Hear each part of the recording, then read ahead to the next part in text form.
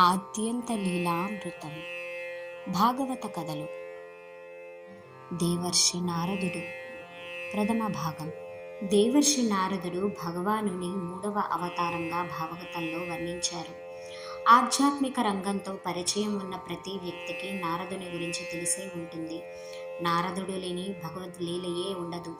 నారదముని ముఖ్య కార్యం భగవద్లీలను విశ్వమంతటా కీర్తిస్తూ సకల జీవులను పునీతులను చేయడమే.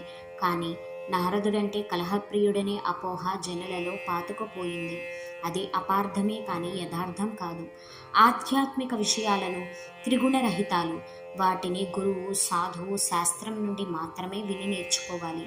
సినిమాల నుండి నేర్చుకునే ఆధ్యాత్మిక విషయం, విజ్ఞానం జనులను తప్పుద్రోవ పట్టిస్తుంది. ఈ విషయంలో అందరూ జాగరూకతతో వర్తించాలి. నారదముని ముఖ్య కార్యం వీణను మీటుతూ శ్రీకృష్ణ భగవానుని లీలలను కీర్తించడమే. కృష్ణ కథ తప్త జీవులకు అమృతము. కృష్ణ కీర్తన ద్వారా తాను ఆనందించడమే కాకుండా ఎల్లరకు అతడు ఆనందాన్ని కలిగిస్తున్నాడు. శ్రవణమంగళమైన కృష్ణ కథను సర్వత్రా ప్రచారం చేసేవాడు. పరమోదారుడని గోపికలు భాగవతంలో కలిపారు.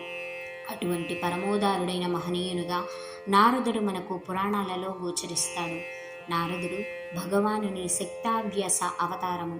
భగవంతుని అవతారాలు అనేక రకాలు. కొన్ని ప్రత్యక్ష అవతారాలు అయితే మరికొన్ని పరోక్షంగా శక్తి ప్రదానం చేయబడిన శక్తావ్యాస అవతారాలు. ప్రత్యక్షంగా శక్తి ప్రదానం చేయబడినవి శక్తావ్యాస అవతారాలు, పరోక్షంగా శక్తి ప్రదానం చేయబడినవని విభూతులని తెలియబడతాయి. సనక సనందనాదులు, నారదుడు, పృథు మహారాజు, శేషుడు మొన్నగు రూపాలు శక్త్యావేశ అవతారాలు కాగా విభూతులు భగవద్గీతలోని 10వ అధ్యాయంలో వివరించబడినాయి. కానీ వీటన్నిటికీ శ్రీకృష్ణ భగవానుడే ఉద్గమ స్థానం. భక్తి ప్రచారమే నారదావతార కార్యక్రమం. ఇంద్రియ భోగార్థము జనులు కామ్యకర్మరుతులై ఉంటారు. కానీ దాని వలన కలిగేది కర్మబంధనమే కానీ మోక్షము కాదు. అందుకే జనులకు కర్మబంధన విముక్తిని కలిగించడానికి నారదుడు భక్తి యోగానికి సంబంధించిన నారద పంచరాత్రమనడి గ్రంథము రచించారు.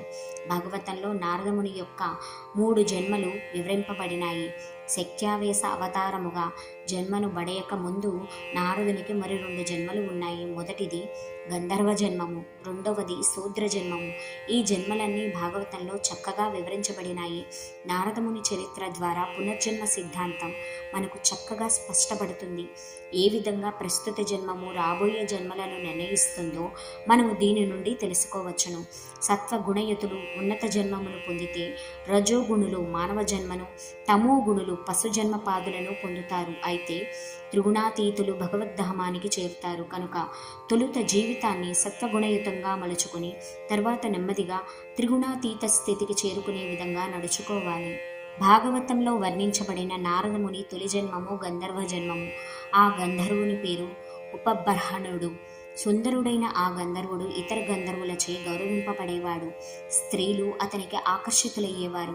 ఒకసారి దేవతా సభలో సంకీర్తనోత్సవము ఏర్పాటు చేయబడింది.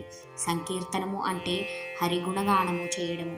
కలియుగంలో శ్రీ చైతన్యులై హరినామ సంకీర్తనోద్యమాన్ని ప్రారంభించారు. కలిదోష నివారణానికి అది ఏకైక మార్గము. ముఖ్యంగా కలియుగానికి చెప్పబడిన భగవత్ ప్రాప్తి మార్గం అదే. కానీ ఇది ఏదో క్రొత్త విధానం కాదు. అన్ని కల్పాలలో, అన్ని లోకాలలో ఇది అనంతంగా సాగుతుంది కూడా. దేవతా సభలో ఏర్పాటు చేయబడిన సంకీర్తనోత్సవానికి అందరూ ఆహ్వానించబడ్డారు. గంధర్వులు, అప్సరసలు, ప్రజాపతులు వారిలో ఉన్నారు. ఉపబర్హణుడు కూడా ఆ ఉత్సవానికి వెళ్ళాడు. స్త్రీ సాంగత్యంలో మత్తిల్లి హరినామ కీర్తనకు బదులు దేవతల యశో కీర్తనం మొదలుపెట్టాడు. అది ప్రజాప్రతులకు కోపం కలిగించింది. సంకీర్తనోత్సవంలో హరిగుణగానము చేయటానికి బదులు మత్తిల్లిని వాడే దేవతల కీర్తన చేయడమే శూద్ర లక్షణం కారణంగా శూద్రుడు కమ్మని వారు శపించారు. అంటే ప్రస్తుత జన్మలో మనం ఏ లక్షణాలను ప్రదర్శిస్తామో అవే లక్షణాలు కలిగిన జన్మను తదుపరి పొందవలసి వస్తుంది.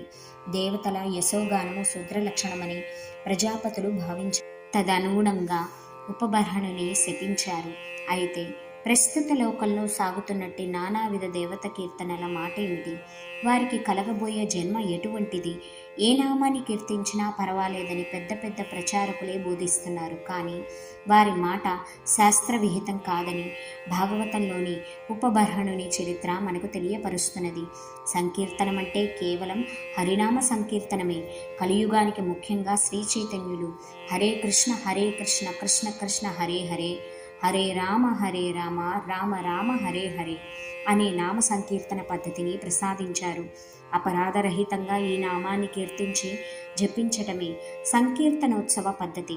సంకీర్తనోత్సవానికి కామినీ స్త్రీలతో కలిసి వెళ్లడం ఉపబర్హణుడు చేసిన మొదటి పొరపాటు. తరువాత తుచ్చములైన పాటలను నామ సంకీర్తనతో సమానపరచడం రెండవ పొరపాటు. అందువలన గంధర్వ స్థితి నుండి శూద్ర స్థితికి పతనం చెందాల్సి వచ్చింది. పవిత్రమైన హరినామాన్ని ఇతర దేవీ దేవతల నామాలతో సమానమని పలకడం ఒకానొక నామాపరాధం. అట్టి అపరాధానికి శిక్ష తప్పక అనుభవించాల్సి వస్తుంది.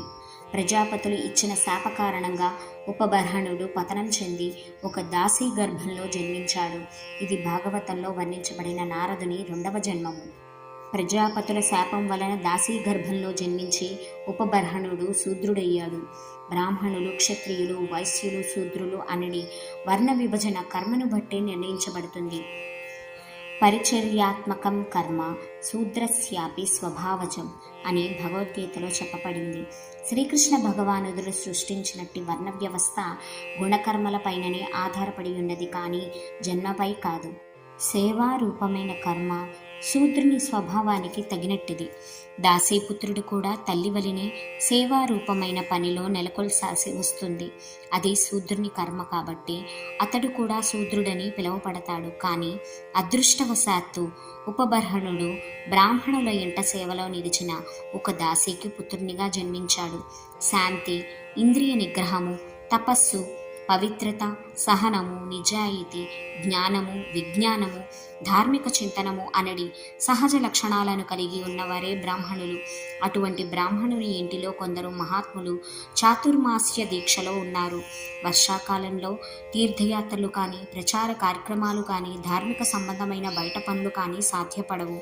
కాబట్టి మహాత్ములు ఏదో ఒక అనువైన చోట విడిది చేసి తపస్సు చేస్తూ ఆ సమయాన్ని గడపడమే చాతుర్మాస్య దీక్ష. అది 4 నెలలు కొనసాగుతుంది. ఆ తపస్సులో ఆహార నియమాలు కూడా చాలా కఠినంగా ఉంటాయి. వానాకాలంలో ఆరోగ్యం చెడటానికి అవకాశం ఎక్కువగా ఉంటుంది కాబట్టి నియమిత ఆహారం ద్వారా వారు దాన్ని నియంత్రిస్తారు. ఆ విధంగా చాతుర్మాస్య దీక్షలో ఉన్న భక్తి వేదాంతుల సేవలో దాసీపుత్రుడు నెలకొన్నాడు.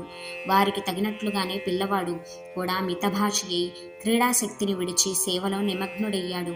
ముఖ్యంగా ఆ పిల్లవాడు వారు అన్నం తిన్న విస్తర్లను తీయడం, గిన్నెలను కడగడం వంటి పనులను కూడా చేసేవాడు. ఒకరోజు అతడు వారి ఎంగిలిని వారు అనుమతిని తీసుకుని భుజించాడు.